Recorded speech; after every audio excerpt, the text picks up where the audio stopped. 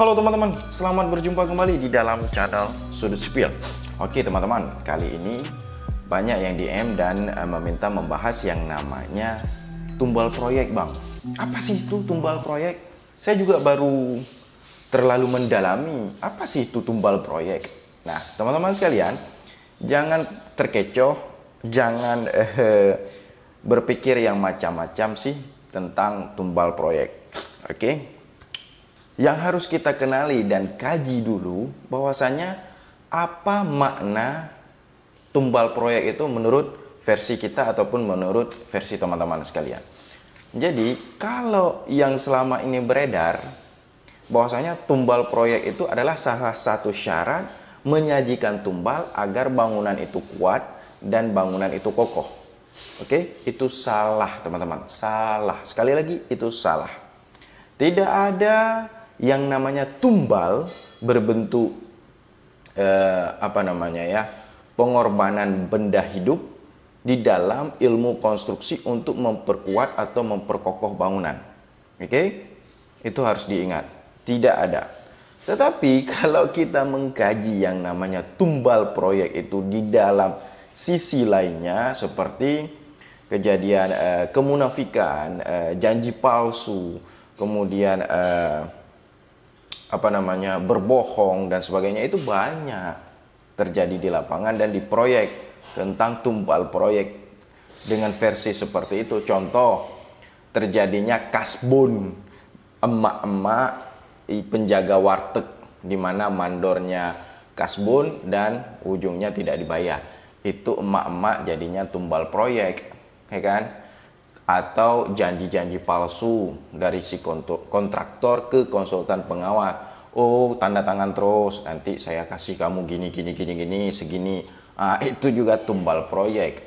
Ada lagi, tumbal proyek itu contohnya seperti nyuruh kerja orang, kamu kerja di sini aja, jaga keamanan di sini. Nanti selesai pekerjaan saya bayar. Nyatanya tidak dibayar.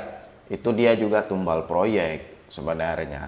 Nah, kalau tumbal proyek itu tentang mengorbankan benda hidup, ada yang katanya kepala kerbau lah, ada katanya manusia dicor hidup-hidup, itu tidak ada, bos.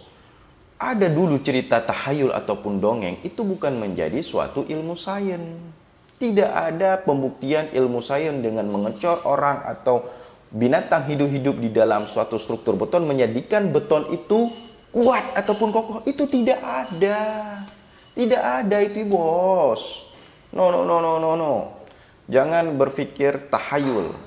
Yang ada banyak malah kita seperti proyek-proyek yang saya laksanakan itu yang namanya pemberkatan atau kalau bahasa ininya tepung tawar sebelum bekerja.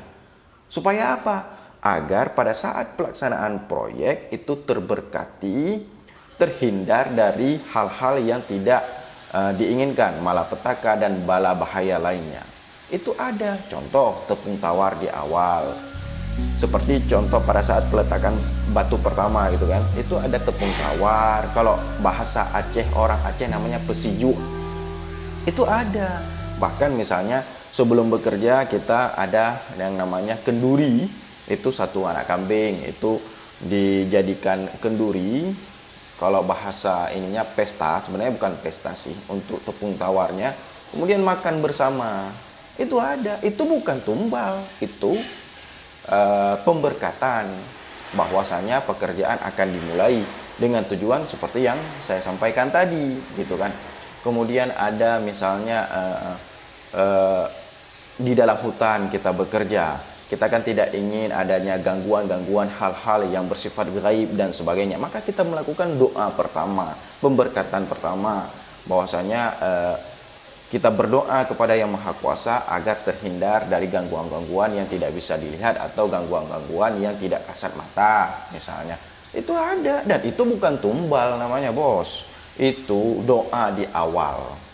Ya, ada sedikit kenduri kita makan bersama, ya ayo. Gitu ya, itu tumbal proyek. Jadi jangan terkecoh lagi dengan seolah-olah tumbal proyek itu ada. yang bermakna tumbal proyek yang seperti saya sampaikan tadi, mengorbankan manusia atau binatang atau benda hidup lainnya dengan tujuan untuk memperkokoh atau memperkuat bangunan. That's bullshit. Oke? Semoga ini bermanfaat teman-teman.